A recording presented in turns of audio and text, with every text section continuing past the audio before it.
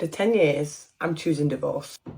Firstly, hi, my name's Aaliyah. I have 2 boys and I was months away from 10 whole years of marriage. I do want to briefly say I started social media 2.5 years ago, accidentally, and people are like, no, nothing's accidental. No, it isn't. I posted it to my friends, it went viral. I chose to run with it, okay? Right. Since then, I've shared lots of things with you guys. You've even seen me grow my family on the internet with my last baby, Jedi. So now And now we're watching you destroy it right in front of our eyes.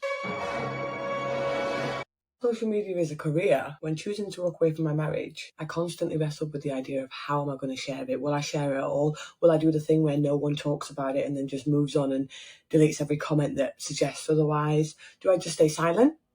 Or do I just own it? And although I've shared many things across the years, I have made it absolutely known that this will be nothing more than authentic. I won't do anything that isn't true or factual. So although I'll get ready with you, I'll share a good OOTD, I'm really sharing my life, my honest truth, my reality. And I just had a feeling that the world would behave the way it behaved when a woman said, no, I don't want this anymore. Because apparently, as women, we can't say that.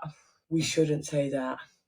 If we're not being abused or no one's putting their hands on us, she says, then you're supposed to stay. So we can go ahead and cross off those reasons so far. No matter how you feel, stay there. That is the way that society thinks. And I just hate that. So I've chosen to share it and empower anyone else who feels like me.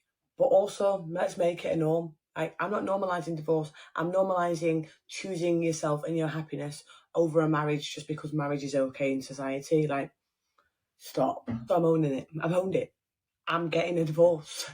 It doesn't matter what you say in the comments. And on my last post, everybody took the three words of three lines that I wrote and ran with it. So I'm going to go ahead and assume that lots of them who ran with it aren't even married because they can't understand, they won't understand, and that's okay. But as a married woman of almost 10 years, soon to be divorced, I can tell you, marriage, good or bad, till death do us part, right? That's what you said at your vows. I guarantee you that she had vows. And it's either, and I've said this a bunch of times, man, it's either people need to start changing their vows and just be honest. I'm not even kidding when I say this. I really do mean this. If you're somebody who says, if I'm ever unhappy enough, I will divorce you, then that needs to be said.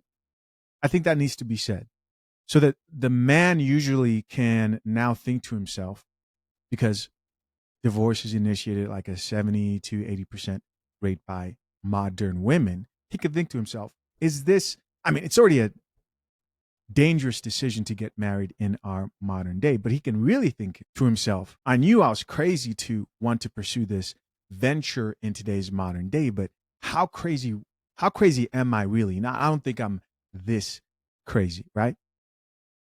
That's what we should do.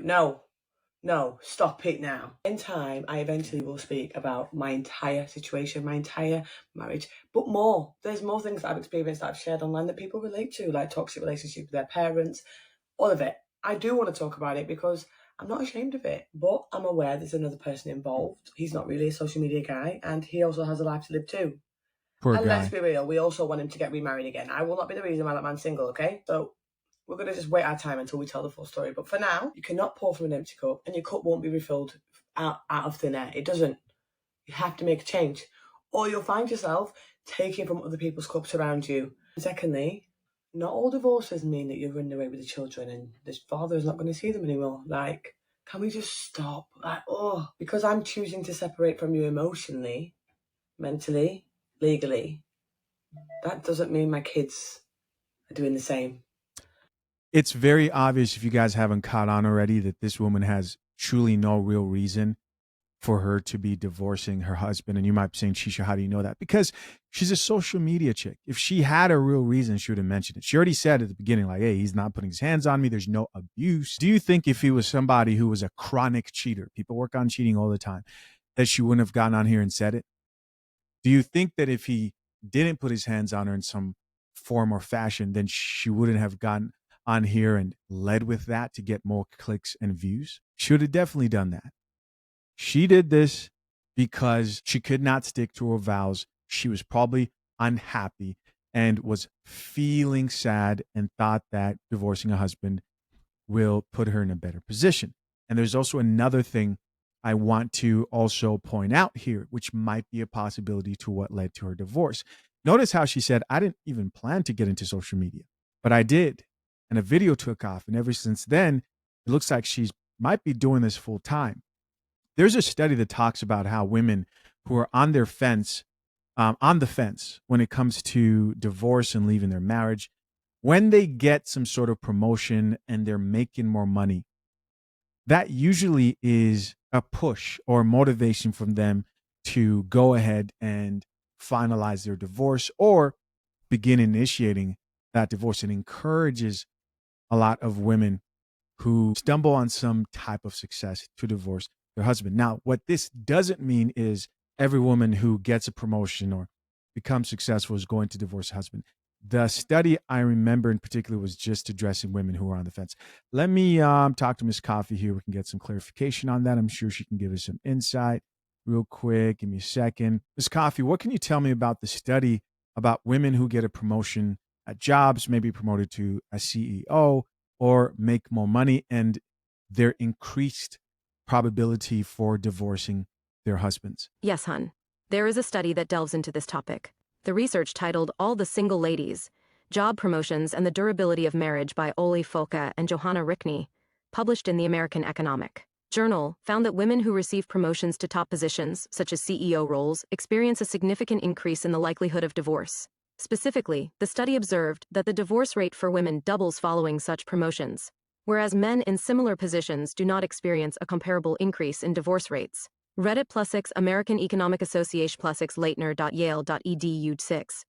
The study suggests that this disparity may be influenced by traditional gender norms and expectations within marriages.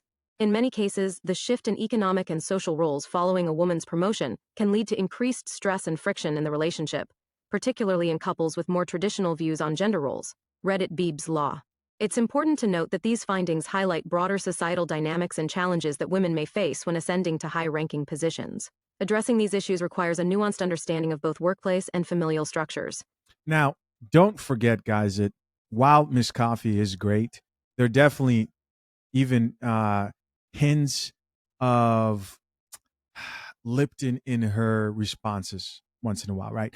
What that type of a study and articles who are going to translate that want you to believe it's like, oh yeah, once she makes more money, there's friction because the man can't handle the fact that the woman is making more money. Nope. Because I can guarantee you the person who initiates those divorces in those cases is the woman. And people are mad to suggest otherwise, really, seriously. So yeah, I'm due to be divorced. I don't regret my marriage and I don't regret asking for the divorce. The only regret I have is not choosing myself sooner. And I'll stand on that, regardless of the comments. So yeah, I have no plan. I don't know what I'm going to do next. But I do know that I'll share all and what I can with you because there's no shame in choosing yourself, for goodness sake. And everybody fighting in the comments on behalf of my soon-to-be ex-husband, there's no bad blood between us. I'm really sorry to break it to you, but there is no bad blood, okay? So again, until I can share my full story, I'll continue to share my reality. And maybe, just maybe, me owning and sharing my story will help many other people do the same with theirs. Because this is not an easy life. We're all doing this for the first time. So at the very least, let's do it happy. So yeah. All right, there you go. Happy choosing myself. It doesn't end well. We'll be here to hopefully we'll be here to make sure we learn from this. What do we have here? Let's read a few of these comments. What do you guys think? Of course, I'm curious to know what you think.